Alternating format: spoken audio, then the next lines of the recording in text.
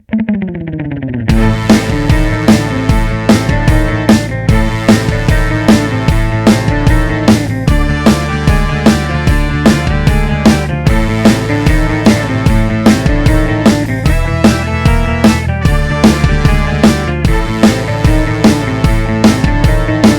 everybody, welcome to Campus Comics Cast, coming to you from Carbondale, Illinois, with special guests from the Campus Comics crew. And now, here's your host, the man with the previews in hand, Mike No. So welcome to the Campus Comic Cast. This is the podcast for Muddy Monsters Comics.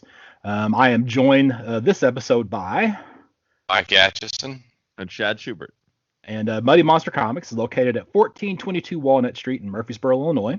And you can contact the store through Facebook, or you can call 618-457-6011. The store is currently operating Tuesday to Saturday from 10 a.m. to 5 p.m. And in this episode, we're going to be talking about our thoughts of the first episodes of both Loki and Sweet Tooth. We're going to try to do it spoiler-free, but apologies if we slip up on something or something that you consider to be a spoiler. Then we're going to cover Volume 3 of the Immortal Hulk and wrap up discussing some of the books that we've been reading recently. But before we get too deep into that, we do want to remind you that on July 24th, Muddy Monster Comics is going to be holding its first mini-con. The special guest for the mini-con is going to be Jason Faunt. He played the Red Ranger in Power Rangers Time Force. And apparently he's been in some Hallmark movies too. So If you've got a significant other who's into the Hallmark films, then maybe they'll recognize him. So if you need an excuse to maybe drag them out to the mini-con, there you go. So he has a fairly list of credits on IMDb. So you just get a chance to get something signed by either a Power Ranger or the Hallmark movie love interest. So you can do with that as you please. And of course, there are going to be some other guests there. Brian K. Morris, he's an author. Justin Holman, artists for both Marvel and Zenescope. Joe Dodd is supposed to be there. He's also worked for Marvel, DC, and Zenescope. So in addition to Jason Faunt, there's going to be several other guests and people selling comics and Star Wars and all kinds of great stuff. So. But before we dig in, just some sad news that came across the wire literally as we were getting ready to record. Ned Beatty passed away today, June 13th. It appears he died of natural causes. He was 83 years old. And of course, probably for most comic book people, his big role is, of course, as Otis from the Superman film. The Otisburg scene, it's just a small place. Always stuck in my mind, but he was, one of the all-time great character actors, honestly. Oh, yeah. I don't know. You guys have any thoughts about the passing of Ned Beatty? I just loved the way he pronounced Lex Luthor's name, Mr. Luthor. He played that part really well. Yeah, it's just it's a classic name that you hear in just actors. So I guess you could say one of the big ones has passed. I did not realize that he was born in Louisville, Kentucky. Oh. Yeah, 1937, Louisville, Kentucky. So I wonder why he doesn't have a sign up there with Scarlett Johansson, or is it Scarlett Johansson? No, she's not from there. Who was it? The actress that's from there also. I don't remember who it is. There's some actress that they have a big sign for as you go into Louisville. Oh, I see. And because that's her hometown. And you'd think Ned Beatty. I guess maybe he's just not as pretty to look at as she was. Right. So so anyway, the passing of Ned Beatty. Of course, he's had lots of other acting credits as well. So I guess as the longer we go, the more people we're going to lose. So obviously, it's just the way circle of life, I guess. So I think you're talking about Jennifer Lawrence. That is correct. Thank you. Yeah, she's got. I dug that up from the recesses of my mind instead of Google. I promise I didn't look that up. Well, it's been so long since I've got a friend in Lexington that I go visit, usually a couple times a year, and I haven't been to visit him in a while because of all the COVID stuff. So I haven't driven through there to actually see. So gotcha. But you are correct. It definitely is Jennifer Lawrence. I Googled and I still couldn't find it. So you are better than could have Google, said Mike. Mary Travers from Peter, Paul, and Mary is also from there. And of course, I got the big, the small ballpark there with like the Louisville Slugger bats, So Yeah. Okay, enough about Louisville. Let's go on. This isn't a Louisville podcast. No, I don't think so. So, of course, we now have a tie to Louisville for comics. So there you go. Bit of a stretch. It's not quite 6 degrees of Kevin Bacon, but it's there. So. Okay, so let's start with Loki. So the first episode of Loki premiered last Wednesday. It was the 9th, I think. Yeah. So I don't know. Thoughts? What is everybody's thoughts? I like this how is spoiler free first, right? Yeah, spoiler free. Yeah. Okay. We're gonna try to go spoiler free. Apologies if we goof, but for the most part, spoiler free. I think anything that would have, I think it's fine to talk about the TVA and about Loki and to talk about some of the scenes, and I really don't think there was anything too terribly big that you can spoil in the first episode anyway. So, yeah. So, Shad, what were you gonna say? Go ahead. I liked how we started out just kind of really kicking off where Endgame left off with Loki's story, like that. Throughout the whole first episode, there's a lot of clips and parts and pieces of probably this is out of the 3 series that we've seen so far, it has the most direct connection to the Marvel movies that we've seen. There's a lot of clips, a lot of memories, a lot of showing Loki what's happened in different timelines, stuff that we have all seen, but we know that this Loki diverted before some specific things kind of happened in the movies, like him dying at Thanos' hand. So I thought that was a pretty cool thing, and yeah, like I said, a lot closer tied than the rest of the movies or TV shows. Sorry. I did like that they tied it into Endgame. The one thing that I did like, especially in the opening sequence, is they had all those extra cuts of Hiddleston where he's just like reacting to something, but there's no other character in the scene. So they just filmed some shots of him just making weird looks and expressions, and it just really felt kind of out of place. I didn't care for that too terribly much. But yeah, it is great that they tied that into, to Endgame and, a couple of the Thor movies yeah. And of course, this is they're addressing the potential plot hole with Loki being pulled out of the time stream in Endgame, which they address immediately in this first episode. Yeah. So. Yeah. You kind of know. They do it well. Handling. Yeah. Go ahead. I mean, I thought they did it well. They really articulated in this show how time travel works in the Marvel universe. I don't know if it's consistent in all the movies and shows, but this made sense the way they literally kind of drew it out in that animation sequence. I thought, okay, that makes sense to me. It's the timey-wimey usually kind of throws me off a bit. But I really liked how they did it, and I felt like, okay, and it had just enough. I'm not necessarily I do like continuity, and I like to say that I'm more of a connectivity, disciple than I am a continuity disciple. So I want it to be there to be some connection and not just be completely random. I like to see that there's connection between universes and different shows, and they did a good job of that. I mean, star power with Hiddleston, it was only added to by somebody like Owen Wilson in the show.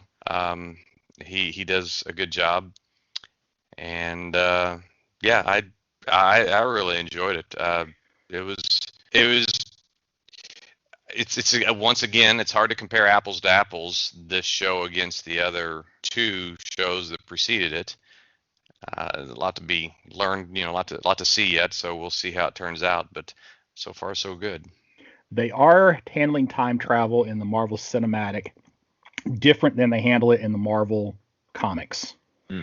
Because in the Marvel comics, if somebody time travels, you basically creates a whole new timeline. And for the most part, it's almost like they say that the person who time traveled can't get back to their original timeline.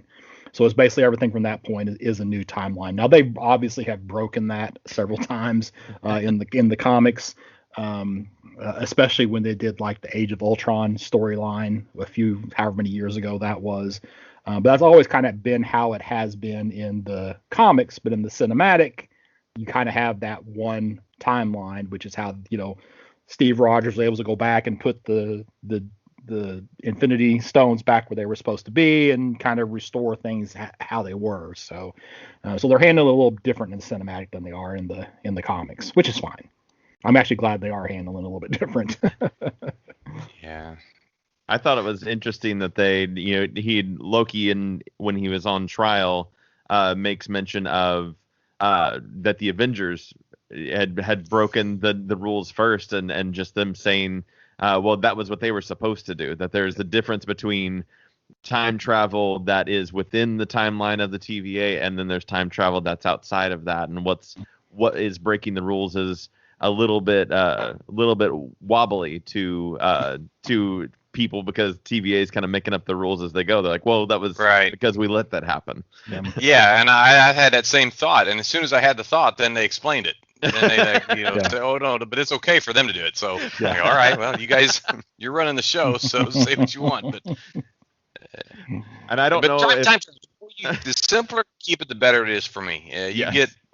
Man, I long for the days of the '60s when it was just you had the rainbows and the bubbles and stuff, and you just went from here to there and nothing got messed up. Now it's like we try to. What were you doing in the '60s that you had rainbows and bubbles all the time? That's what I want to know. I'm reading comics from the '60s. Oh, okay. Just checking. Yeah, no psychedelic stuff.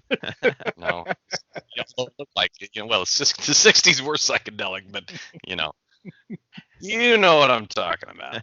Well, maybe you don't.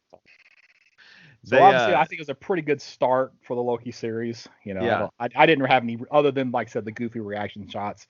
I didn't have any big complaints. I do feel like that the Loki we have now is not the Loki that the Marvel Cinematic started with. I think because of the popularity of Hiddleston in that role, that they have kind of basically tweaked what that character has done. If you would have written out his story for the next 15 years, as him starting as a villain, we wouldn't be where we are now. But because he was so popular, they've had to, they've had to break their own timeline, to establish a new timeline. So maybe the TVA needs to go after the Marvel Cinematic writers, so. I was never really a big Hiddleston fan. I didn't, at the beginning, it just wasn't, he didn't really do it for me. I didn't like his character. It just, I don't know, something about it wasn't drawing. He wasn't this captivating villain to me. But I really seen just this first episode, 45 minutes or whatever it was like, okay, I start to get the personal side of it a little bit more. I guess because the rest of it was like, okay, this is kind of textbook Loki, whatever. It didn't really have what I had thought was a lot of feeling to the performances before, or just kind of was like we were doing what we were supposed to do. But now I'm kind of getting into the character and getting into that, forgivable kind of trickstery, I guess, kind of personality of Loki, and not just constantly trying to have these giant plans to rule the world, which I kind of like. Yeah, it's really hard to talk more about this without spoiling it, but the redemption of Loki is a strong storyline, and that this addresses that a bit. Him seeing, whatever. So, well, I guess we're all going to say that we're going to keep watching the series, though. Yeah. I think at this point, yeah. So. Oh yeah, especially since I figured out my passwords are not, my kids haven't given away all my passwords. I was able to watch both Disney Plus and Netflix, so good to go. Yeah. Without streaming on too many screens, then. Okay, that's good. Right. Good. So speaking of Netflix, assuming we're done with Loki, let's go ahead and jump on over and talk about Sweet Tooth. All right. So, but I don't know, Mike. Let's start with you. What did you think about Sweet Tooth? Oh, I loved it. I loved it. This. I don't know how many adjectives I can pile on this, but it had just the right combination of fantasy and apocalyptic disaster stuff, survivalism, Even the narration at the beginning, I thought I was watching a Winnie the Pooh cartoon with that, with that guy talking in that kind of hoarse voice. It just had so many different elements of things I liked, and it was just, and it had some darkness to it, but yet it was strangely whimsical at times. And even I remember there was a part when I'm like, this feels like Home Alone. I mean, because you got, what's his name, Gus, right? Yeah, Gus. yeah. Right. Setting the traps and slingshot. Yeah. So that was great stuff. It had I mean, as an episode as a whole goes, it was a great hook to this series, I thought. And I'll have a hard time when we get done tonight, not going to the next episode. I'm probably going to do that. So. Oh, you're allowed. And yeah, sure. And it's eerily relevant. I'm surprised almost that they put this out because sometimes our society gets a little squeamish about stuff, but right. So I didn't want to, without spoiling it. It's relevant. Yeah. Well, what did you think about the changes from the comic to the series, from the comic to the TV series? I'm afraid I wouldn't know. Oh, have you not read Sweet Tooth? No, I have not. Oh, really? Oh, okay. It had been a couple of years since I'd read it, at least the first volume of it. I'm trying to remember how far I got into it. But there were quite a few changes. Like, you're not introduced to any of the Doctor at all. Yeah, I liked that a lot, actually. I don't know how many issues before you actually see that. Okay. So, it's kind of like a big change. And, well, again, I don't know. We're trying not to do too many spoilers or anything on this, but one of the changes that I thought could end up being very significant is, and I had to think about this. I actually went through and flipped through the first issue. I did too. Again today. Okay, good. I'm glad I'm not one. I refreshed. Yeah, and cause I was like, man, there's a lot of stuff different than what I remember. And the one thing is that on their little plot of land, there are 2 graves, not 1 grave. Oh, I didn't pay attention to that. Yeah, so that could be, a significant change in the story from the comics. Right. So, okay. But I'm stepping on Shad's time. Shad, what do you got to say about it? You're fine. I loved that we opened with a lot more background on the sick, a lot more background on the hybrids. Because when you in the comic, you're like, boom, you're right into the action of Gus and his dad, and that kind of dynamic and where that leads eventually kind of to the events that you get in issue 1 that really take a turn for the entire story, kind of kicks it all off without spoiling anything. But I love that we spent a lot of time kind of building up Dr. Singh, I think is how you pronounce his name, or Singh. I love that we spent a lot of time with him that we really don't, like you said, we don't get until probably after the first volume, if I'm not mistaken.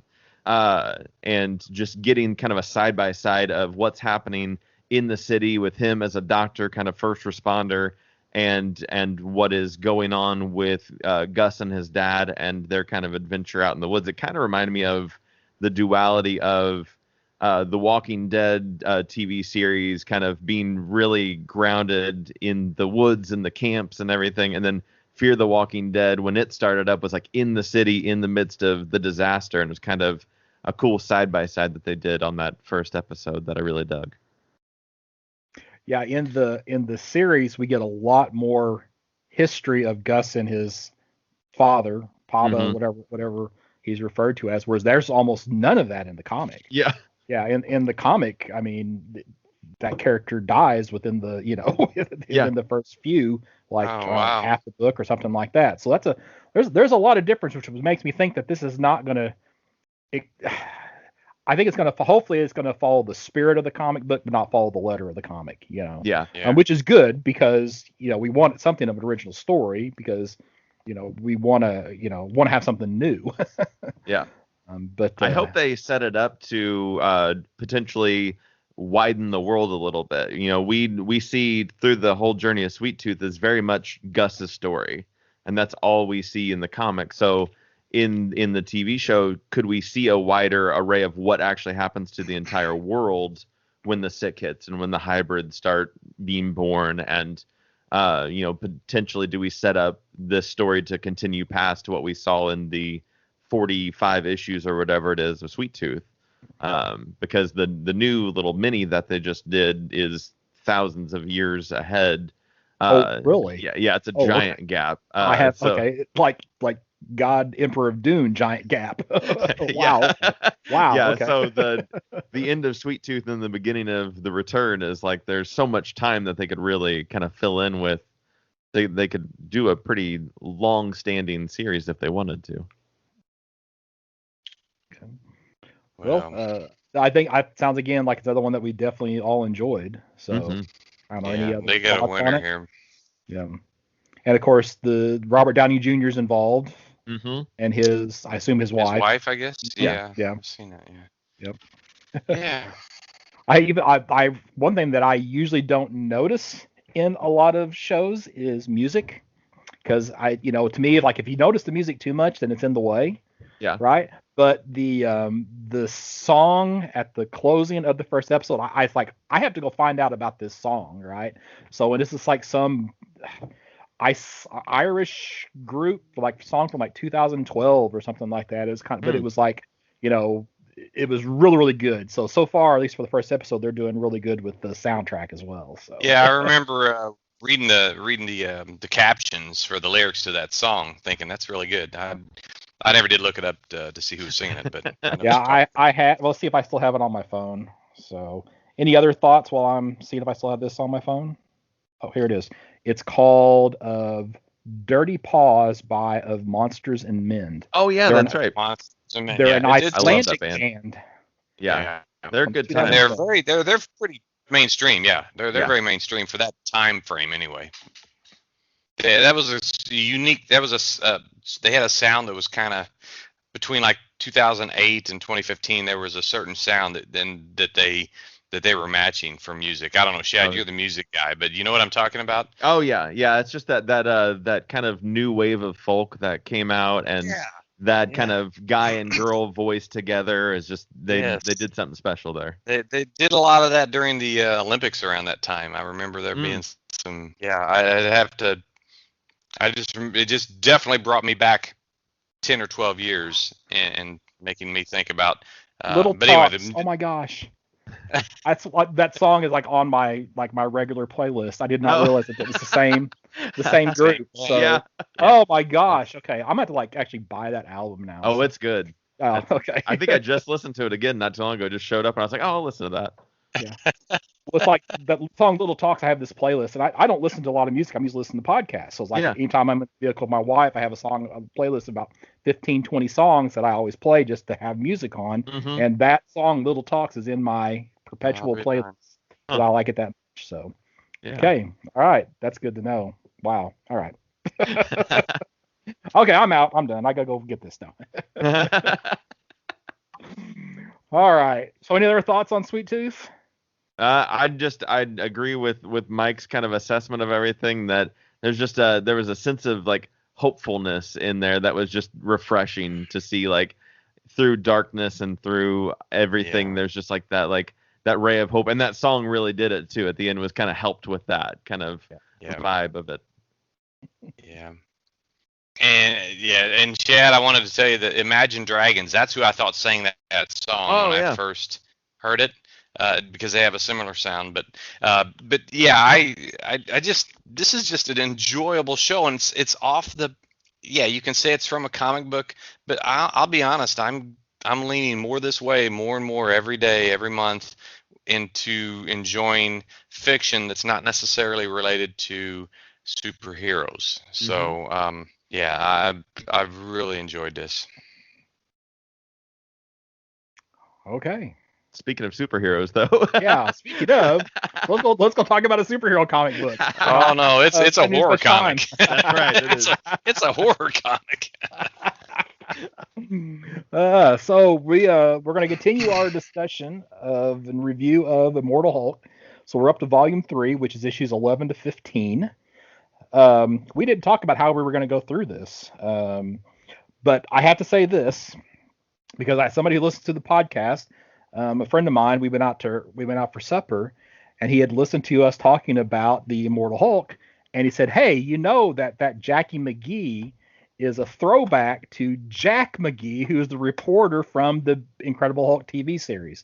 And I said, "No, I had no idea." Oh, So there you go. So that's apparently where that character at least has a little bit of an origin, is from and again, they're tied to the TV series. So, Right. That's so there a you go. deep cut. That Good is a deep job, cut. friend Yeah. of Scott. Yes. So You need to bring him on the show. well, he is a huge Incredible Hulk fan. So Uh, yeah. So it's okay. So how are we going to do this? Do we want to go issue by issue? Do we want to?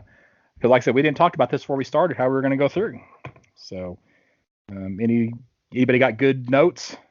I've got a couple of sentences per issue, just kind of a brief, very brief synopsis.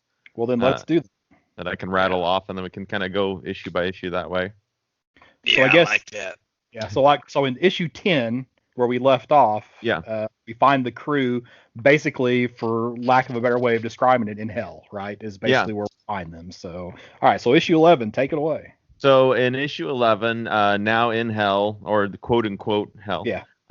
Jackie McGee and Hulk, who Hulk is still weakened from his battle with the Absorbing Man, who turned into the One Below All and is very floppy skinned. They're walking through hell and run into a handful of people: Rick Jones, Jackie's father, and General Ross, who are all presumed, or we know that Rick and Jackie's father are dead. We didn't know that General Ross was dead. But we're assuming that at this moment in time. And Thunderbolt Ross turns into the Red Hulk to attack Hulk, but Hulk ends up ripping him apart in kind of some. It's weird the way that he kind of just falls apart in strips and stuff like that. It's like almost a balloon. Like paper. Yeah, paper. Yeah. More of this visual horror in this book. Mm-hmm. Yeah. And then there's kind of side by side, there's a story of Puck running into Crusher Creel, who has he kind of feels like this is all his fault. Because he was the one that was fighting Hulk, and the One Below All, the devil, whatever, came out of him. So he kind of has some guilt to it, but Puck gives him kind of a pep talk, convinces him that they're going to go close the door that Crusher has opened. And it's revealed at the kind of center of hell, there's a beam of green light that's at the top of the mountain, and Brian Banner is standing there with Bruce in the center of that green beam. It's kind of our cliffhanger image for that issue. Good one. The one sequence of panels that really sticks out is when they ran into the animated corpse, I guess you would call, of Rick Jones, and they were calling him a hollow, or he was not really the real Rick Jones, but the Hulk, the emaciated Hulk. That's another adjective for Hulk, the emaciated Hulk. Yeah. He sticks his finger in his eye socket and then pulls it. It's one thing to do that, but then when he pulled it out, it was all gooey, and I'm like, whoa. I did like the Puck and Crusher Creel sequence of panels, the conversation they had. I've never really read much of Alpha Flight or much of anything. I don't know much about Puck, but I like him as a character based on this this rendition of him. I really enjoyed that. And the best villains in my mind are the ones that have redeeming qualities, like Crusher Creel does. So all of that makes for a good characters in this story. So otherwise it was just an opening to the 3-issue We're in Hell sequence. Yeah, it's one thing it was good, this introduction where Puck I think it was in this issue where Puck kind of talks about himself. Is this the one? Or am I jumping ahead at an issue? Where he kind of gives a little bit of his history, and it's just like you understand the character just from these handful of panels. I think that's a sign of a good writer. So absolutely, yeah, I vowed I would live an interesting life. So, and although I don't know much about Marvel history, it tells me that the writer is doing a good job of trying to pull in all past incarnations of the Hulk. All storylines and stuff, and I know that we'll talk more about that in the subsequent issues. But Yeah, especially when we get to 15. Yeah, absolutely. Yep. Issue 12. Well, I think, I mean, and General Ross, I'm trying to remember when he died this time, because in one of the next issues they talk about all of his various deaths and how they weren't, and I'm trying to remember if he died during Secret Empire. Is kind of what I'm thinking, that he might have died the third time, the alleged third time. So, is that something that was happening at the same time as this kind of? Yeah. Okay. I think kind of it should be, timing wise, should be pretty close. And I may just be totally wrong. That's probably something I shouldn't just say without looking it up and verifying it. But yeah. So. And I'm assuming he was he the Red Hulk at some point? Yes. Because that's what he kind of transformed to in this issue. Yeah. Okay. So and this is, so that goes back to that Adventure 684, which was when the Immortal Hulk first appears. Well, in that subsequent issue, in 685, he fights, the Immortal Hulk fights Thunderbolt Ross as the Red Hulk, but also powered up with, basically, it's almost like Iron Patriot style armor. And this is where we learned that the Immortal Hulk has the ability to absorb gamma radiation, because that's how he beats the Red Hulk, because he pulls the gamma out of him. Oh, okay. So yeah, and that's in Adventure 685. So. Gotcha. All right, issue 12. All right, so we start with a flashback of Bruce's childhood, giving more insight to his abusive relationship with his father, who feels like Bruce took his wife, Bruce's mom, away from him and her happiness. So Brian's definitely got a warped sense of what a kid coming into life does to a relationship of a husband and wife. And you begin to see the rage that has perhaps always been in Bruce. Maybe there wasn't one event that kind of sparked Hulk, but maybe Hulk has always been there in some way, shape, or form. We kind of get a nod to. We start to establish more of Hulk's dissociative identity disorder, and that Jackie kind of can connect with the Hulk by just looking at him. And I think her dad is like, look into his eyes, tell him that you want to talk to him. And so she asked to speak with Devil Hulk, who said that someone needed to take over and lead the identities within the Hulk / Bruce Banner, and Devil Hulk was the one that kind of took those reins. We find out that Brian Banner killed Bruce's mom over the jealousy that her love for him was taken away, and then we find out that the Hulk has killed Brian multiple times throughout the time that he's been around. This cloud entity appears and seems to be getting ready to attack Brian, Bruce, or both out of the sky of hell. And Jackie calls it the end of the world, but the Devil Hulk says it's not the end of the world because he is the end of the world. And then there's a bunch of things that kind of gets tied into this issue. Some really deep lore and words that I can't pronounce.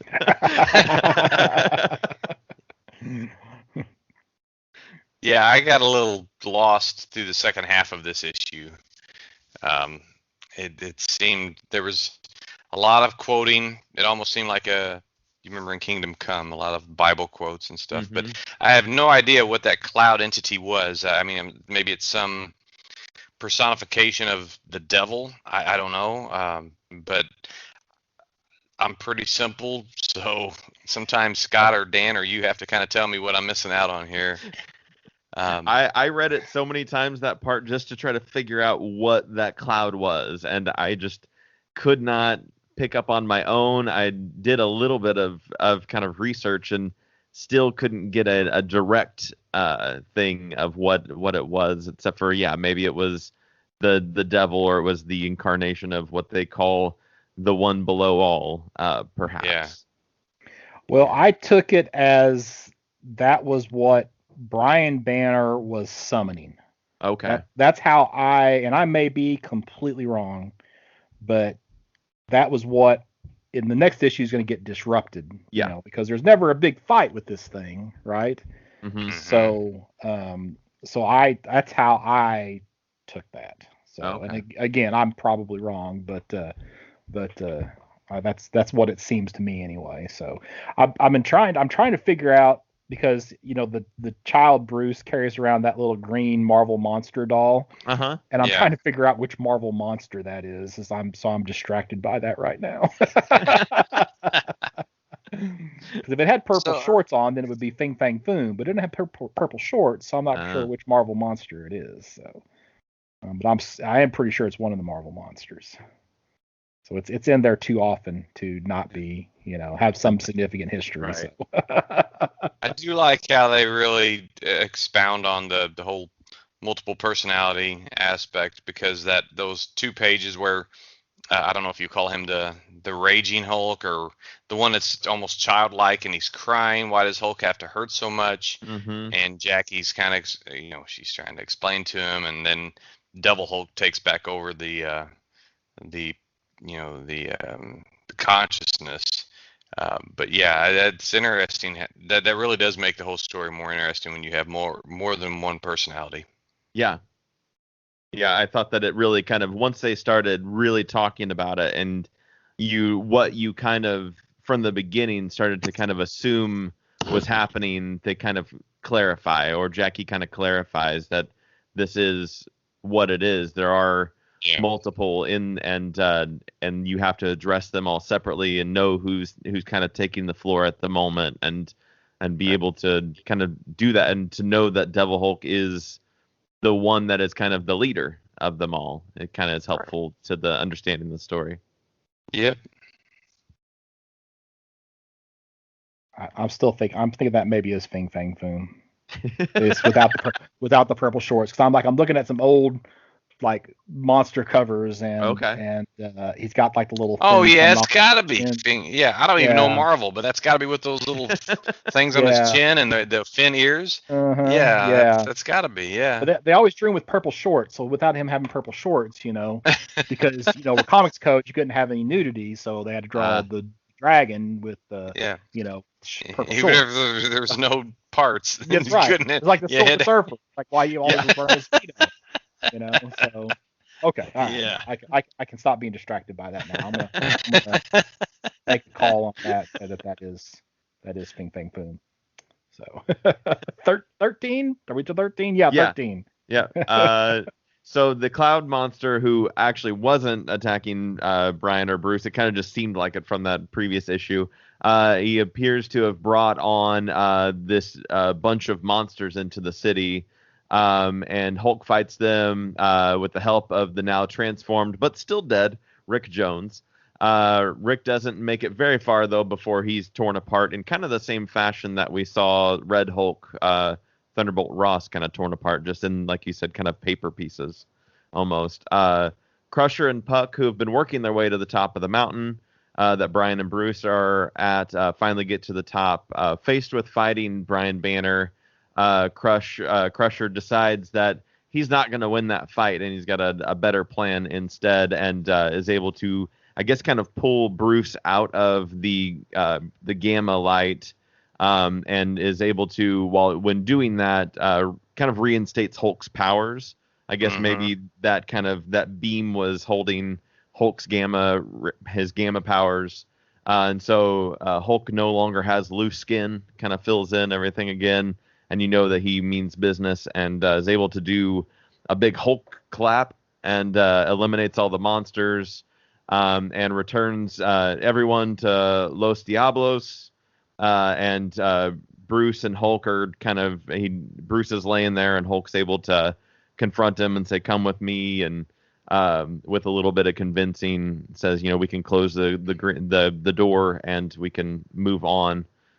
Which they do. No one knows where Bruce or Hulk are back on Earth, but Bruce ends up calling Betty and says he needs to come home finally. So he's finally getting a chance to get a hold of Betty now. Yeah. So going back to the scene with Absorbing Man, one thing you got to remember is, what is his power? It's to absorb, right? Yeah. So what he does is, instead of trying to beat Brian basically on the own grounds, he basically absorbs all that gamma power. And how I took that scene was, he absorbed all that gamma and then was able to return it to the Hulk, kind of in that, it looks almost like this, energy style blast, where he absorbs all that gamma, then basically crashes down into Hulk, and that is the point where Hulk gets all of the gamma ability, the gamma radiation back, and we go from that emaciated Hulk back to our full-blown, restored Hulk. So, and it's so unusual for Crusher Creel to do something smart, because he is the epitome of like the big dumb guy, in comics. So, it's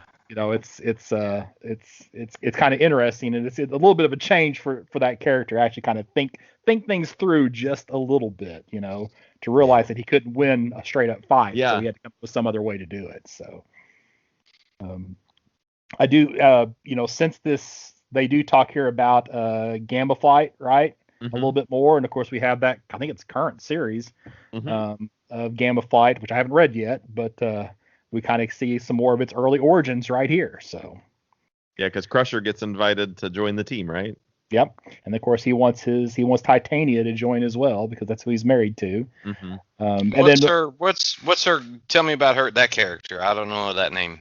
Okay, so Titania, she was basically created during the first Secret Wars.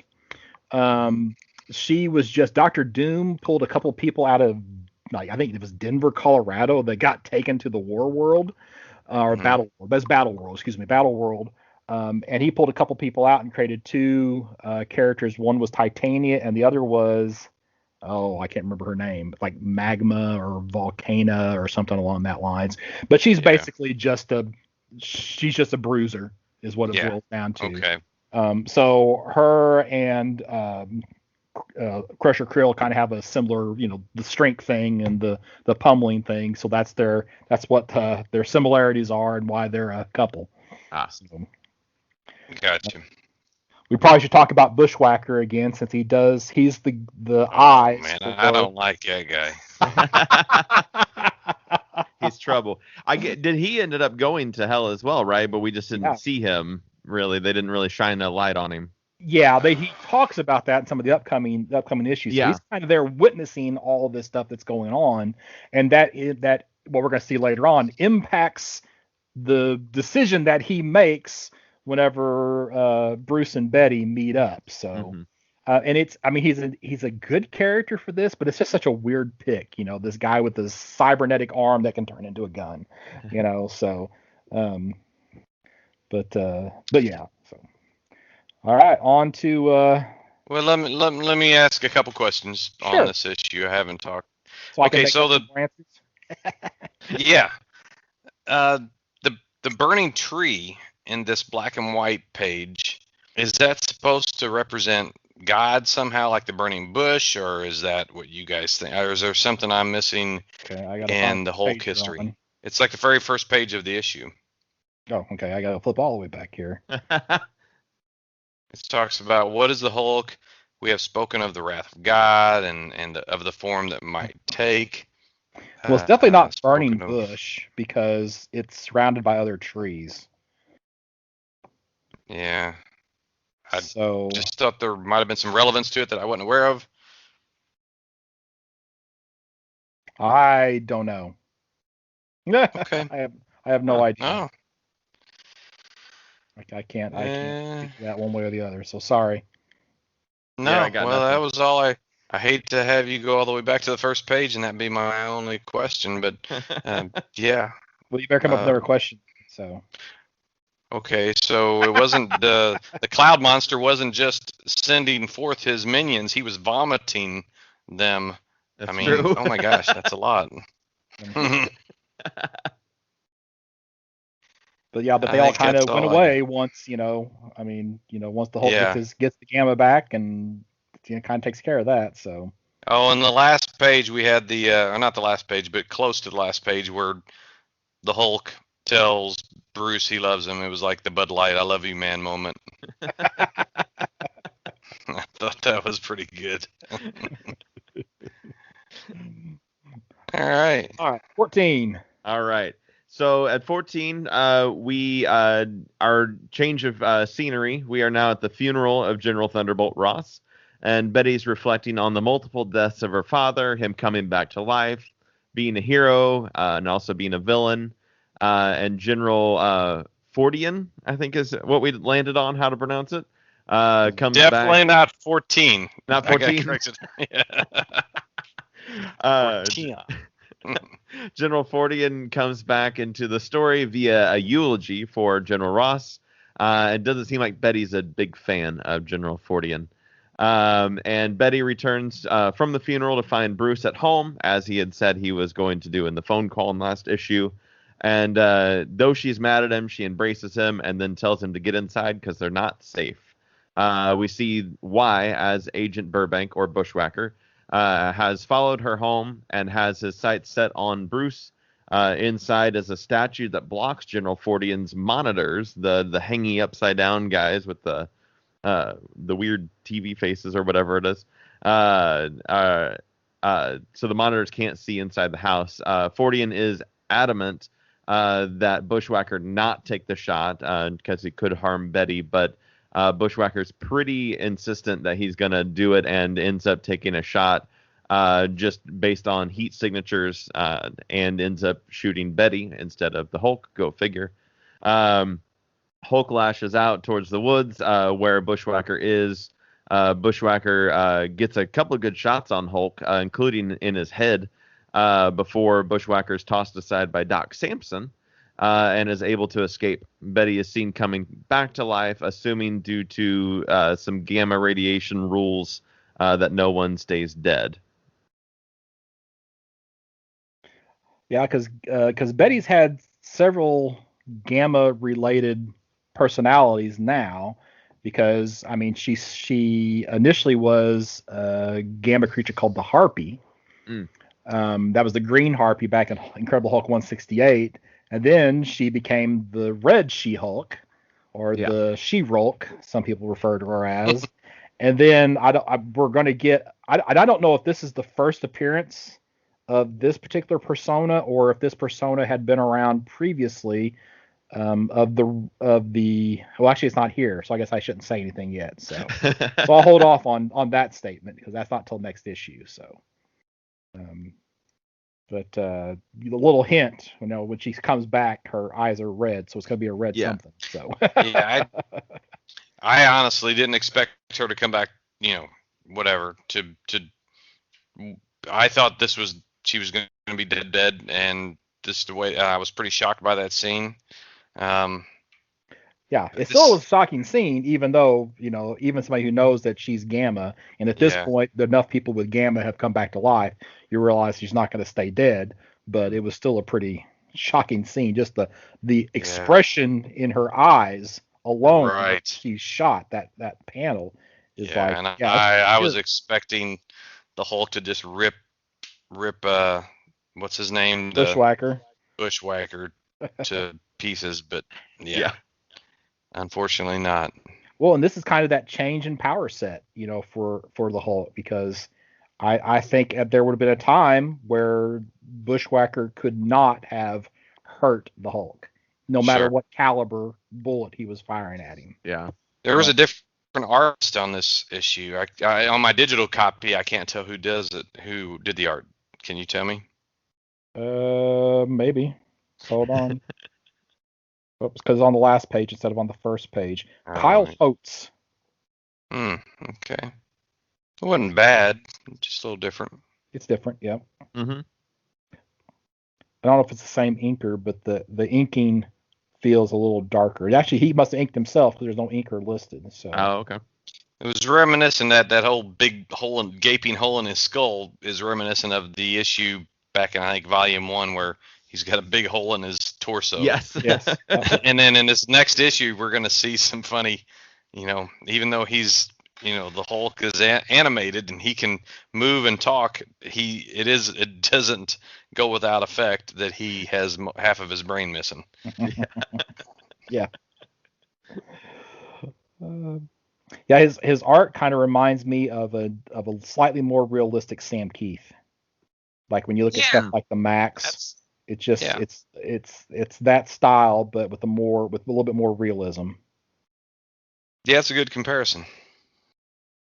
So there were a couple of things that was maybe oh gosh, I can't even think of, maybe like a Steve Dillon almost.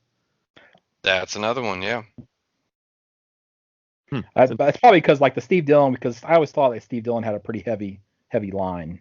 Yeah. You know, yeah, I can definitely see that. So, let's see. I don't because I have anything else for this issue. So, you guys got anything else for this issue? Nope. Okay. Well, I guess since we mentioned Bushwhacker before, one of the reasons why he takes the shot, even though that he is told not to take the shot, is because he's seen where the Hulk took them, and he thinks that basically that doesn't need to happen again. So, but he goes pretty quick from being pretty confident that he can handle it to, get me out of here. Once he realized he messed up. Yeah. Once he realized his 1,000 cal wasn't enough to actually stop the Hulk. So. Yeah. All right. So issue 15. All right. On 15, we get Doc Samson explaining how he died and then resumed his life, referring to the Green Door through this story. He did the responsible thing and had S.H.I.E.L.D. run some tests on him to make sure that he wasn't taken over by someone still from his battle and death with MODOK and the Leader. He rekindles his friendship with Betty only after both Bruce and Rick Jones had died. And then, where did I? Oh my gosh, I lost my spot. There we go. And then knowing that the Hulk has taken some head trauma, he essentially stalls the furious and brain damaged Hulk until Hulk's brain grows back, even teaching him to use the word smash again. Waiting out the healing, Hulk finally comes to and remembers that Betty was shot, and Doc Samson says she's dead, but Betty is not in the spot where she died at. So there's a little mystery there. Hulk and Doc Samson have a little bit of a therapy session on the beach where Devil Hulk reveals that he has taken kind of a father figure role for Bruce as he was looking for someone to turn to. The personality of Devil Hulk has kind of taken that role. And then they go to the Severin Memorial Cemetery where Rick Jones has been buried to find that grave is empty. So they've got some explaining to do. Yeah, I'm glad you mentioned the Severin Cemetery. So because he got both Marie Severin and John. Was it John Severin?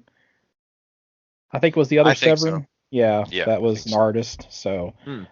And this is definitely tying in more to the Secret Empire time frame, because that's also when Rick Jones died approximately this time, because he was kind of working against the Hydra Cap. So in one of the issues, that's where he was killed. So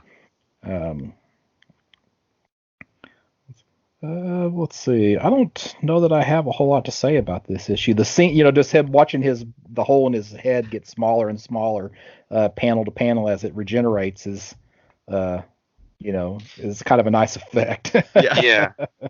Was Doc Samson always a gamma affected character, or was that later on? As far as I know, from his first appearance, he was gamma. So okay. And that's why he has the green hair. Yes. Yeah. Okay.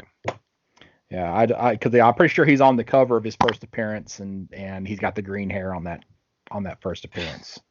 So. He could be a member of the Flash's Flash family with the lightning bolt T-shirt. There you go. Yeah. I don't know what's significant about that, but yeah, I do like the joke about the Green Hulk. With him being concerned about environmental causes all of a sudden. Yes. Oh, right. Yeah. Yeah, and it is kind of odd that, and Samson points this out, that's like, hey, why aren't we looking for Betty? Aren't you worried about her? Right. And it's like, no, it's because she survived a bullet to the brain, so she's going to be fine. Right. Yeah. And okay, I guess it was in 16 where we see that come back, because it's not here in 15 either. So that's what I get for reading an issue ahead. Well, that's when you mentioned it. I was like, man, you read into a lot more of that than I did, because I didn't pick that, but I realized you had read ahead already. Yeah.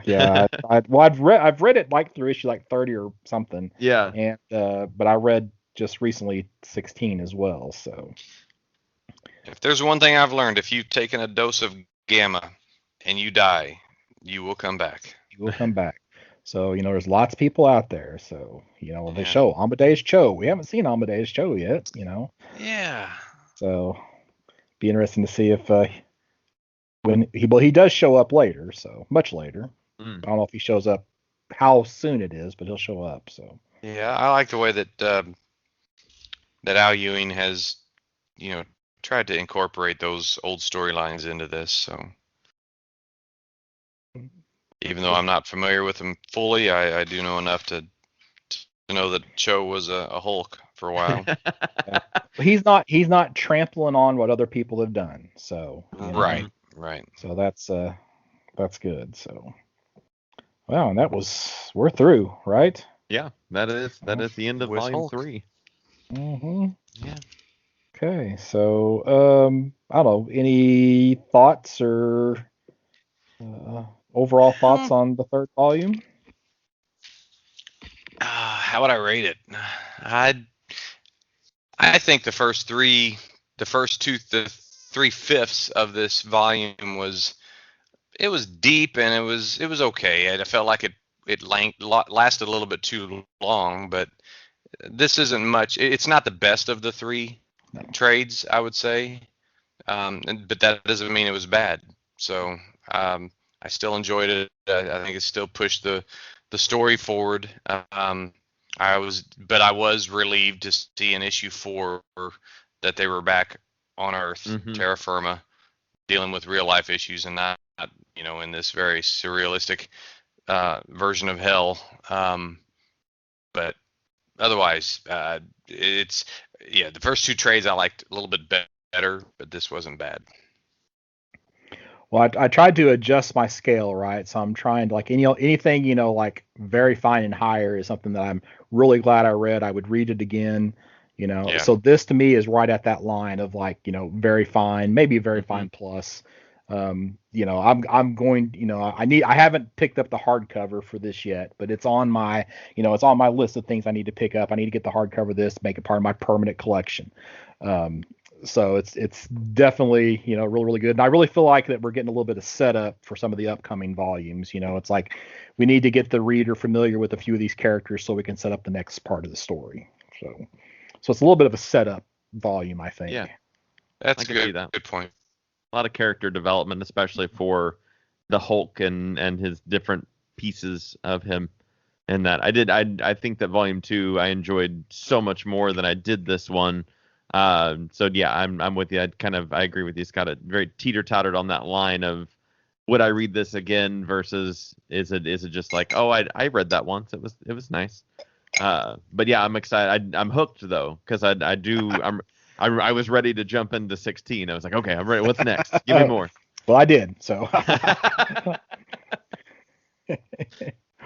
all right. Well, we ready to go on to talk a little bit about what we've been reading? Yeah, I think so. I have read a ton of stuff, I feel like. So, I don't know. Who wants to go first? Chad, Anybody? why don't you go first? I'll lead the way. All right. I've got just a few things I wanted to make mention of.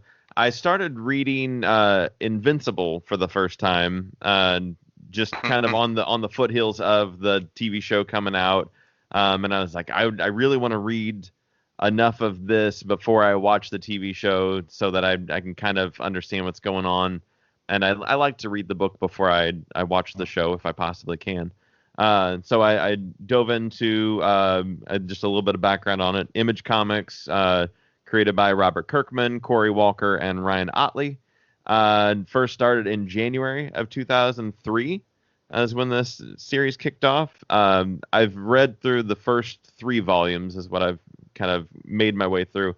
I've been reading it in the omnibus format, though. I've got like the digital version of the omnibus, which reads really well. It just kind of it gives you a page of what issue you're on and then moves right on. You don't even know when one storyline ends and the other one picks up. And I'm only about, I think, like a third of the way through the omnibus of the first omnibus.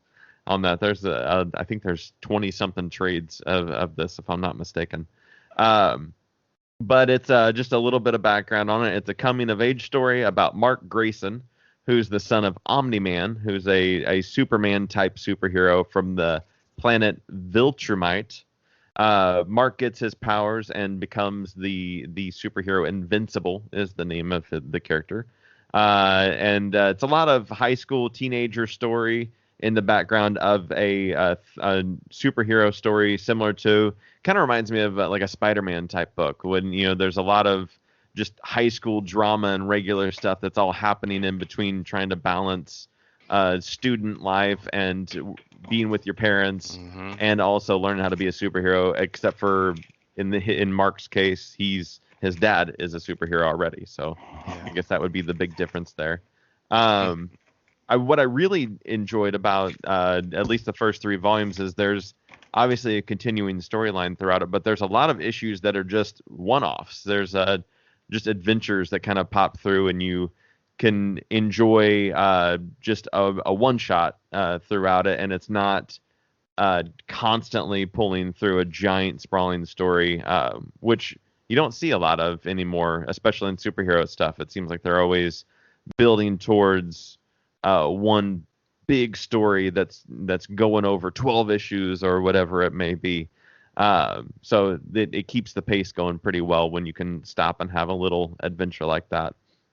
And then just as the story continues, Invincible works with and kind of joins a Teen Titans type team called the Teen Team, and assists with their adventures.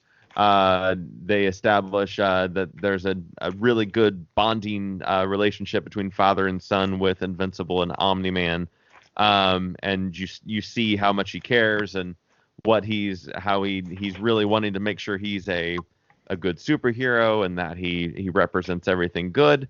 And then towards the end of the second volume, Omni-Man kills off all of the Guardians of the Globe, which is kind of our Justice League group, and we learn that Omni-Man is not a good person.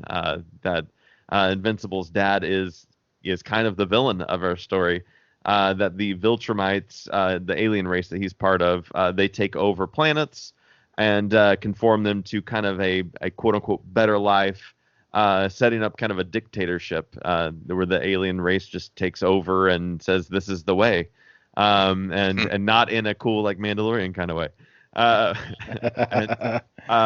And so he kills the Guardians of the Globe because they know from doing this with multiple planets that they have to kill off these big powers that could fight against the alien invasions that would soon happen.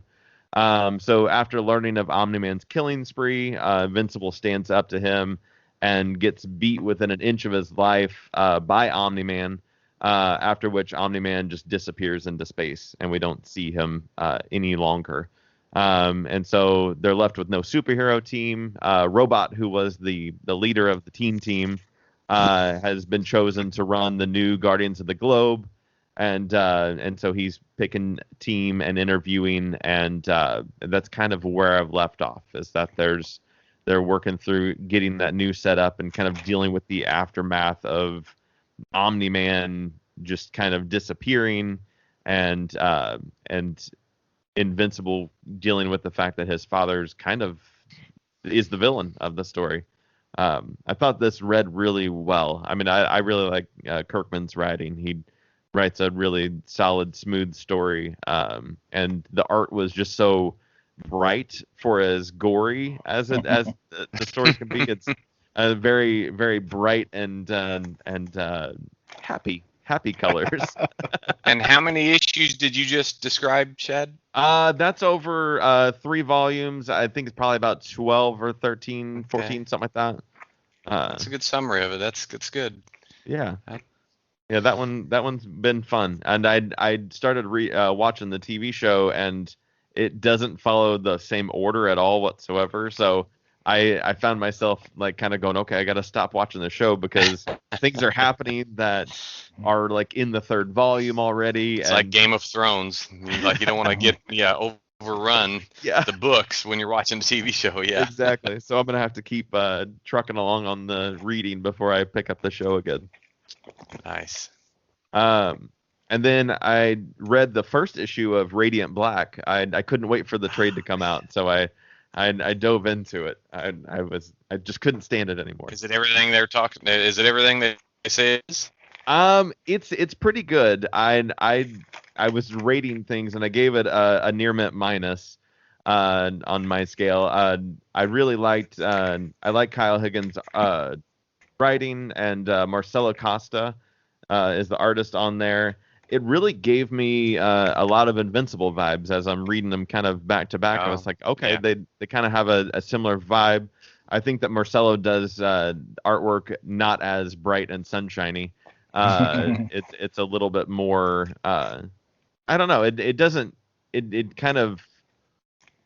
It's pretty mainstream still. I would say that it reminds me a lot of what you would read or what you would see art wise from a Batman comic right now or something along those lines. Yeah. But the story, is kind of a down on his luck writer who is almost 40K in debt, has to go home to live with his parents because he doesn't have any money and he doesn't have any writing gigs.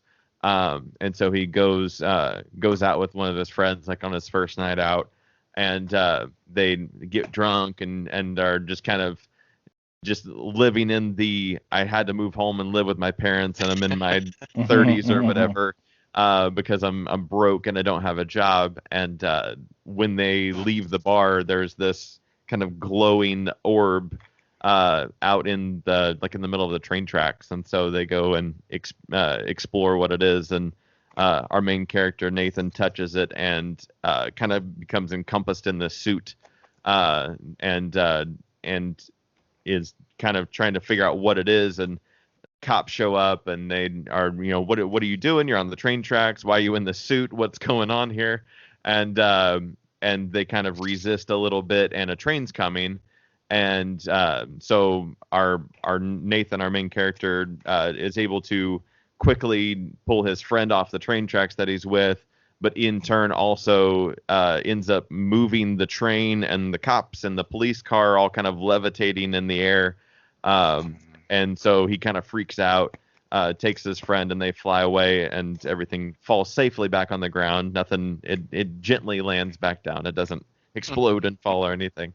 And then he just, once they get back on the ground, Nathan and his friend, he's just kind of unloads and is just like, I don't have any money. I don't have a home, a job, and now I've got this suit, and I'm probably going to mess this up too, whatever this thing is. It kind of seems rushed that he's already thinking about the responsibilities of the suit 5 minutes after he's wearing it. That was kind of the only thing that stood out oddly to me, but otherwise I thought it was a pretty good story. I've got the first 3 issues now, and so that I've quickly moved it up to the top of my reading pile to learn more of what's going on there. But it was pretty good. And then the last thing I was reading is a book called Giga, which is from Vault. It came out in October of last year is when it started. It's a 5-issue miniseries, and the first 3 issues are out. The 4th one I think comes out the end of this month. But it's written by Alex Packnadel, and the artist is John Lee. I hadn't really heard of either one of them, but the cover pulled me in as this giant robot hand with a tree growing out of it, and this kid sitting next to it, and I was like, oh, that kind of looks interesting. Bright blue skies behind it. And I'm not really into mech stories. Giant robots aren't really something I generally gravitate to, but the artwork really was just I'm interested. You got me hooked just by the cover, as so many times that happens. And so the story kind of goes that there's these giant mechs that come to Earth and kind of Transformer-esque, and they end up fighting this decade-long battle just around all these people, and just fighting and tearing stuff down and just tearing it up, and then they stop at some point in time, and they just become these dormant robots, these skyscrapers of robots, and people build a religion almost around these sent from heaven kind of giant mechs, and they live within them, and they create these homes and these cities around these dormant offline robots. And so our character Evan discovers that one of the mechs he finds one of them dead, offline, dismantled in the woods. And it's like, well, that's not right. And so he kind of keeps it to himself, though, because he doesn't know what to do, who to believe, how to tell people, because it's kind of a big deal. This is a god essentially to them, and it's dead, and what do you do? And ends up returning to kind of check it out a little bit further and investigate, and gets found at the scene of the crime and has become a suspect for potentially murdering a god. So I thought that was a pretty cool concept for a story, and we'll continue reading. It's a 5-issue mini, so might as well finish it up. Who'd you say writes it? It's Alex Paknadel, Paknadel. I don't know him. No, Yeah. me neither. Okay. Yeah, that's what I've been reading. Mike, you want to go or you want me to go? Go ahead. Okay, this may take a bit. Yeah. So, cause I've been reading a lot of stuff. So, yeah, I got a list here, and actually it'll be a lot shorter because I've been focusing on reading Captain America. So I'm on my reread of Volume 1, and the last time we did one of these, I was on issue 283. I am now up to issue 427. So since the last time we did this, I've read about 140 issues of Captain America. So now I don't know that I would recommend that everybody else do that, because really some of these stories aren't great. But we did have Capwolf in here, so that was part of the Capwolf storyline. Now, one thing that I read that I did really enjoy was DC Comics Presents issue 59, and this is Superman and the Legion of Substitute Heroes. Yeah. It's hilarious. So Superman catches ambush bug, ends up going into the future. Superman needs to figure out how to get back, so he's like, goes to the Legion. All the Legionnaires are gone. The substitute Legionnaires are there. It's like, can you watch him while I go, take care of this other issue? They're like, sure. Well, they don't tell him that their containment cell is broke. Ambush bug escapes. They go through the whole thing. It's just a mess, but it is. Those substitute heroes weren't created originally to be humorous. They were just inept, so it became humorous. I mean, some of their power. I mean, Stone Boy, his power is to turn into stone, where he can't turn back. He's just impervious to harm. He just turns into stone. Yeah, he has to take him forever to think to turn back. So right. He's stone. But anyway, it's good. That Legion of Substitute Heroes annual or special. That's just like one of my all-time favorite comics. That's a good one. Yeah. I read the first issue of the Falcon and Winter Soldier. I think this was from last year. It's okay. So I guess if you're big fans of these characters, it would be something worth reading, but it didn't really pull me in. Read the first issue of the Jimmy Olsen 12-issue series by Matt Fraction. I definitely need to pick up the rest of that. So that is something that I'm definitely going to read. An odd one that I read was Crimson Flower. I read the first issue of that. This is by Matt Kent, and it has very, very strange artwork. The artwork on it's everything's exaggerated, and I couldn't really get into it, but I guess I could see where some people could really enjoy this story. You basically have this this Russian girl who's basically, she's looking for her father's murderer. Is kind of what it boils down to. So it's a little weird. Got very, like I said, very distinctive artwork. I don't think I'm going to pick up the rest of it, but it's not terrible, but it's just not for me. I think that came across. I saw that at some point in time, and it looked interesting. The artwork did, at least.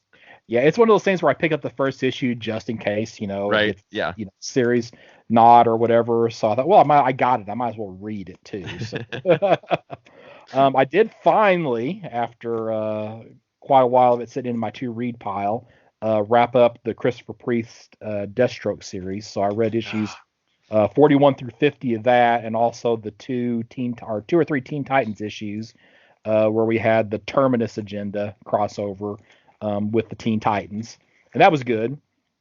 Of course, we read for the podcast Abbott Volume 1. So, yep. And then I also read for the podcast Aquaman the New 52 Volume 1, and then I also read the James Bond Black Box series. Legion of Superheroes, Bendis. I did get through issue 9 of that series, so I've got 10, 11, and 12 left to read, and I am actually really enjoying the Legion by Bendis. So I'm going to finish that up pretty soon. One of my favorite series that I let myself get behind on was Die. So I actually reread all the first 15 issues. And I noticed something with Kieran Gillen, and I'll talk about this more whenever I get to the next thing of his that I read. But I'm still enjoying Die, though it's not quite as much as I did that first volume. A surprise book for me was the Deceased series. So it's basically the DC Zombies storyline. That is good. Yeah, I thought that was actually really, really good. I like, the whole anti-life being the cause of it, and so if you're like the Marvel Zombies or even Walking Dead and you want to get some Walking Dead in your superheroes, then Deceased would be a good read for everybody. The Shang-Chi series, not the current one, but the previous 5-issue series. I also like that. Shang-Chi as a character is growing on me, which I guess is good. I can start looking forward to the movie. I guess it's good. It's nice to get some good martial arts comics. Just because I guess we got Firepower as well. But the Iron Fist Netflix series was just so bad. It's just I've got to get that out of my system. Here is one. I read Alan Moore's From Hell, which is his take on Jack the Ripper.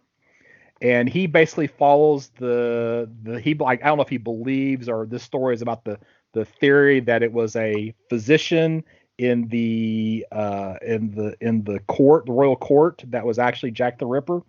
But he ties it all into Freemasonry, and it's very wordy. And but I guess if you are a huge Jack the Ripper fan, I don't know if that's the right way to describe that.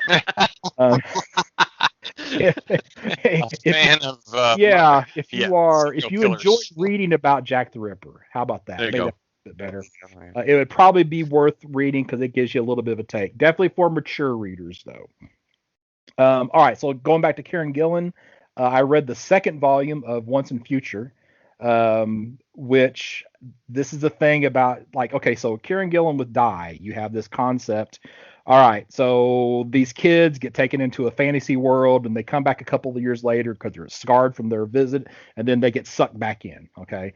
Once in Future, you've got this guy whose grandmother is this protector of England, and King Arthur makes his return, and it's not like you want it to be, or it's not like people think it's going to be. King Arthur's kind of the bad guy, so you've got that.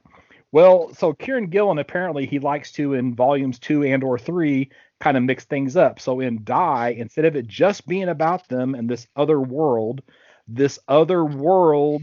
has the potential to destroy our Earth. All right. Oh. In Once in Future, instead of it just being about the return of King Arthur, now they're bringing in all these characters from other works of fiction like Beowulf. So I feel like it's his storytelling is growing too much. I think we're getting a lot of unnecessary stuff that maybe, he should focus on the original story with Arthur and instead of bringing in Beowulf and Grendel and all that stuff. I don't think it's necessary to improve the story. So I'm a little not as into Once in Future as I was after the first volume because of that change. Still like Die. The oddest thing that I read, and Shad, I think you and I talked about this the other day at the shop, is a book called Jesus Freak. Yeah.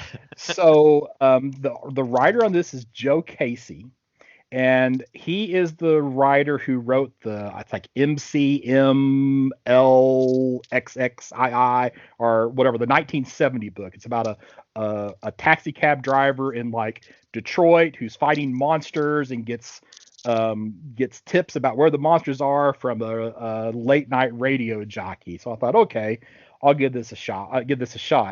So he, at the start of this comic book, he goes into like this 2-page little explanation about his research he did on the time period of 30 AD, what it was like, and the names of the towns, how he researched it. He wanted it to feel authentic. blah, blah, blah, blah, blah, blah. And you get in, you start reading it, and there's like these characters that you recognize. There's Jesus and his brothers and Pontius Pilate. But it doesn't take very long. It's like, why do they have Jesus not wearing like the traditional robe that you always see him portrayed in? It's like, man, that looks like a karate gi that he is wearing. Well, sure enough, this turns into basically the Passion of the Christ meets Enter the Dragon. And Jesus is a martial artist fighting other people using martial arts. So, yeah, it was a little weird. So definitely the weirdest thing that I had read. A couple more things. I did read the first 3 issues of We Only Find Them When They're Dead. I had real high. That's also Al Ewing. Going back to Immortal Hulk, I had real high hopes for that series. So far, it's not really grabbing me. So, that's one I've really been wanting to read, but I like sci-fi. I'll probably maybe read the next 3 issues or finish out the first trade, but it's not been. It hasn't blown me away. So. Dune House Atreides, I read the first 2 issues of that. I kind of knew I wasn't going to be super big on that just because I read the book however many years ago and it didn't blow me away. But I am a fan of Dune, so I thought, well, I'm going to get the comics. I might as well read them too. Then of course we've just finished talking about Immortal Hulk 11 through 15, and then maybe my biggest disappointment of what I've read here most recently is I read the first volume of Something Is Killing the Children. And that did not do anything for me. It's James Tynion. The fourth. Yeah, it is just, it's kind of a mess.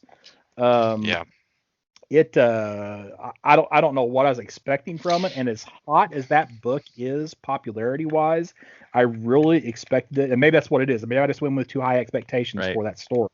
But it really didn't do a whole lot for me. So I read a series by him called The Woods, and I was underwhelmed by that as well. And most of my exposure to him was he wrote Detective. Maybe still does. I don't know. He switched over to Batman because Batman. Yeah, he's. I think he might be overrated.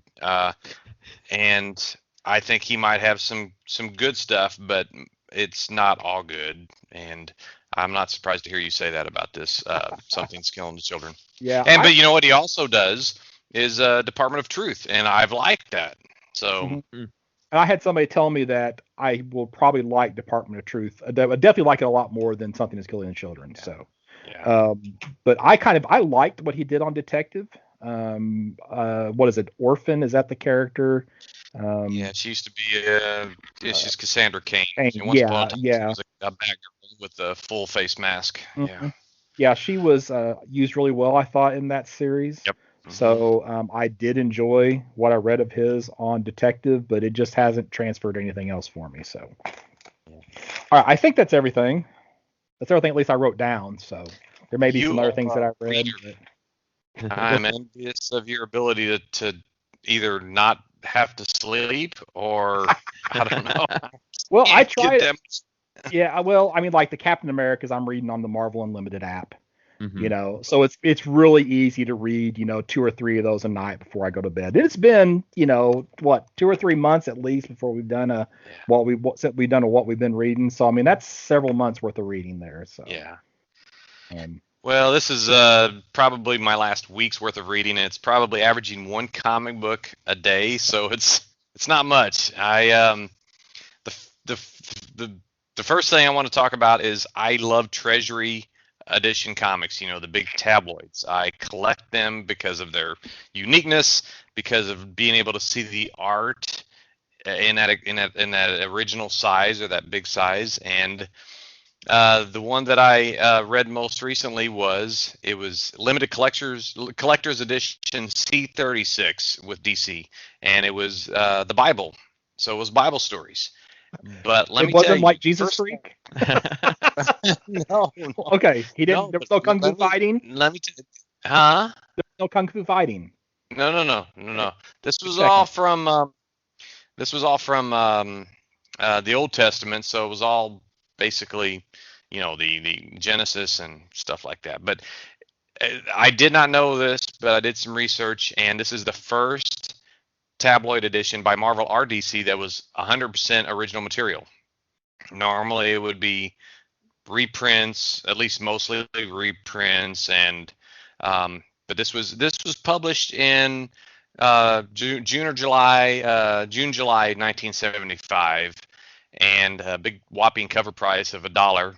64 pages with a big cover by. I wish I could share the screen, or I can, but the listeners can't see it. But it's a cover by Joe Kubert with Moses holding one of the tablets, the Ten Commandments. Ironically, that's not one of the stories inside. But what really impressed me the most is that the artist inside was a guy I've heard of before. I've seen his work, Nestor Redondo. He's one of those Filipino artists from the 70s that came over, and my goodness, his stuff is fantastic. And Sheldon Meyer, I'm not sure that's pronounced, but he was the writer of all of these stories, or at least the interpretation. And he's an artist and writer from the Golden Age. I think he might have been a co-creator of Hawkman, maybe, and he did Sugar and Spike and things like that. But he's been around for a long time, or he had been around for a long time at this point. And this was really surprisingly, I really thought, as a kid, I bet me and along with everybody else my age were like, I'm not going to read this. It's the Bible. It's not superheroes. So, but let me tell you, it's good stuff. It's really, and the artwork is fantastic. It had a story about, like I said, Genesis. You had Cain and Abel. You had Noah's Ark. You had the Tower of Babel, stuff like that. So I don't know. It was reprinted actually in 2012 in a hardcover. I didn't know that. Looking at Mike's Amazing World, it tells me that. So then I moved on to, I had heard that this was the 90th anniversary of The Shadow. The Shadow debuted in 1931 as a pulp magazine, and it wasn't really centered around the Shadow character himself. It was just narrated by someone that was, the Shadow was just the narrator that kind of framed the basically the detective story magazine stuff in the early 30s. And then in 31, then not long after that, they used the radio to kind of promote sales, and that's where you get the Orson Welles and the, who knows what evil lurks in the hearts of men, the Shadow knows. And if you have to get online and listen to that, it sounds really good. You have to appreciate the radio drama back then, because that's really their biggest media in the 30s. Mm-hmm. And then in 1931, he became actually the character, that it was centered about. And it was Streets and Smith, I think, was the publisher, Street and Smith Publications. And anyway, that's getting off on too much of a tangent. I decided, I know that there were some Batman stories that the Shadow co-starred in. I could have gone to the Shadow series in the 70s and read some of that, but I wanted to get the Batman story. So the first one is Batman number 253, a real classic Michael Kaluta cover. Kaluta is known for his Shadow covers.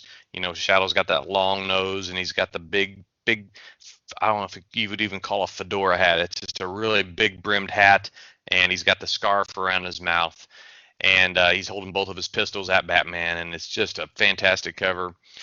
The inside story is written by Denny O'Neil, penciler Irv Novick, another Golden Age artist, who's, he's got some great credit. It's just, after you see a cover by Kaluta, you're like, okay, it's a little bit less than stellar when you see Irv Novick.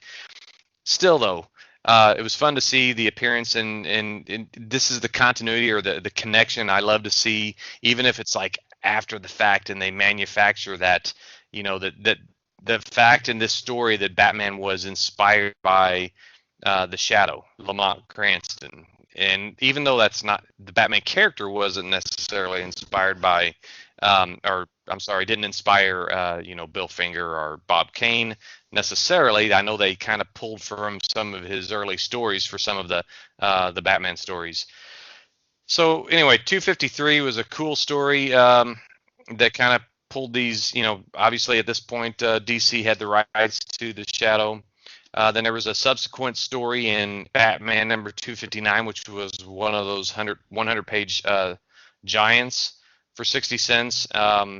And it was another good story by the same creators. It had Denny O'Neil as the writer and Irv Novick as the artist. And yeah, I just love historical pieces like this. And also because it made, I wanted to pull this up on my DC Comics or DC Universe Infinite, but since someone else has the rights to the Shadow now, you can't get these issues of Batman from the online app.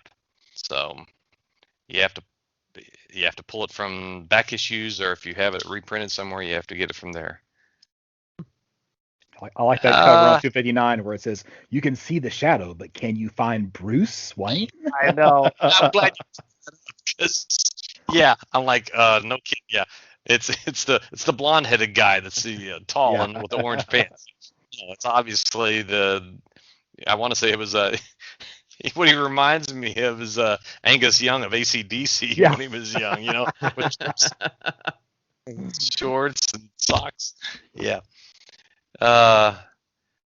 Anyway, the next issue I have is a couple of Marvel comics, and I'm kind of cheating here because I haven't read them yet, but I knew the creators, and I actually picked this up down in Panama City.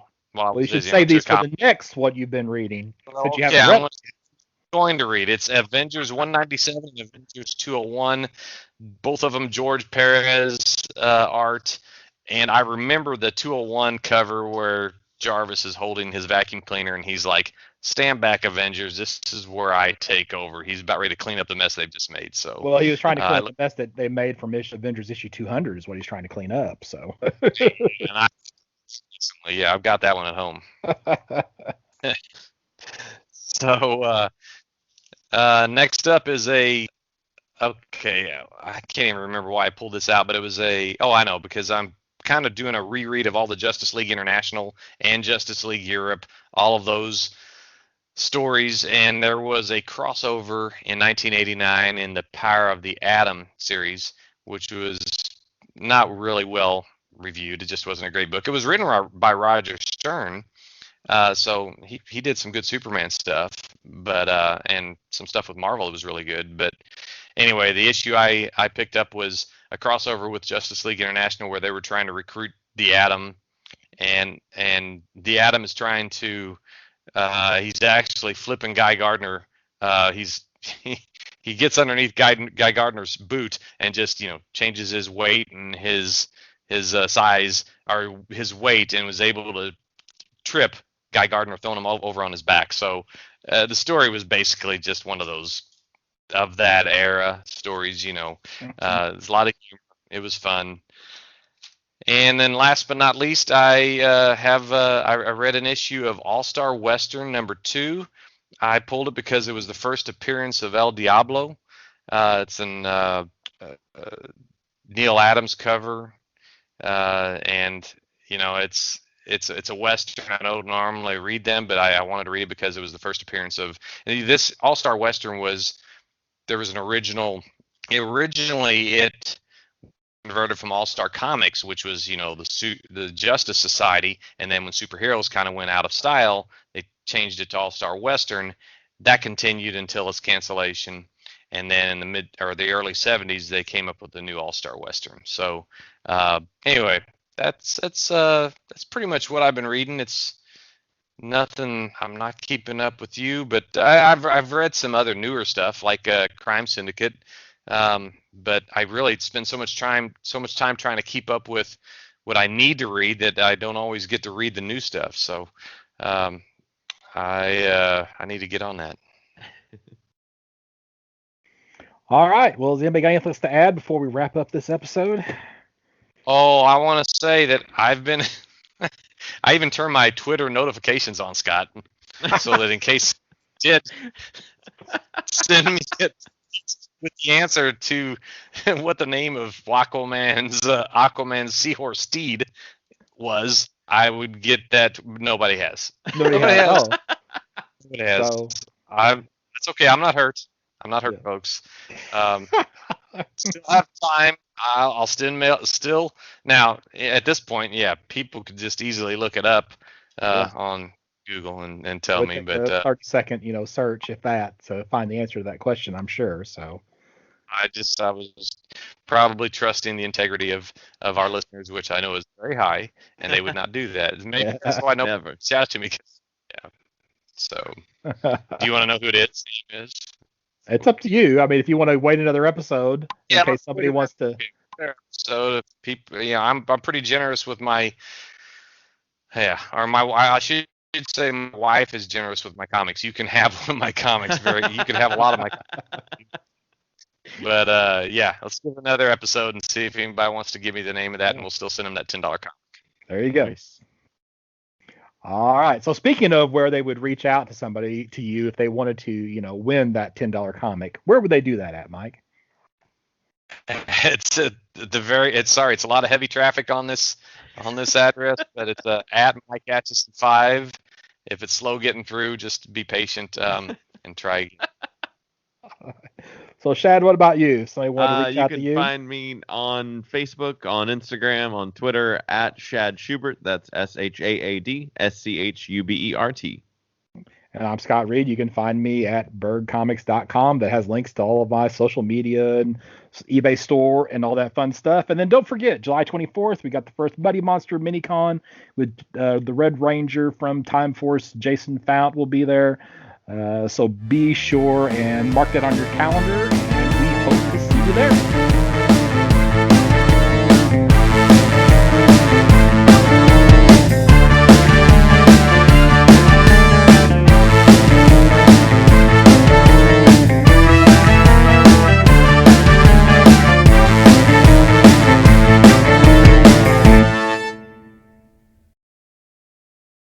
Otisburg? It's just a small place, Lex. Who knows what evil lurks in the hearts of men? All right. Okay, I think I'm ready. You guys ready? Yeah. Ready for what? Oh. Is there a way to kick people off of this call? Let me just find out right now. I just want to, just for reference, let's see. That would be, remove from call. There we go. All right, so I can. So you watch it, mister.